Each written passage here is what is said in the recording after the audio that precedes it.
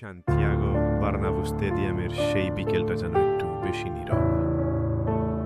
৬০০-রও বেশি ম্যাচ, ৫টি ব্যালন দিও, ৪টি চ্যাম্পিয়ন্স লিগ, সবকিছু যেন থেমে গেল রোনালদোর বিদায়ের খবরে। একজন মাঠকর্মী পেদ্রো, যিনি স্টেডিয়ামে ২৫ বছর কাজ করছেন, বললেন, ও চলে যাচ্ছে, সত্যি চলে যাচ্ছে। তার চোখে পানি, যেন নিজের ছেলে বাড়ি ছেড়ে চলে যাচ্ছে। রোনালদো বিদায়ের দিন সাদা জামা পরে বেরিয়ে আসেন। হাজারো দর্শক তাকে শেষবারের মতো দেখে। তার চোখেও এক ফোঁটা জল। সে চিৎকার করে বলে ওঠে, হাল্লা মাদ্রিদ, এটা শুধু একটা ক্লাব না, এটা আমার পরিবার। স্টেডিয়ামের ছাদ কাঁপিয়ে ওঠে কাকতালি।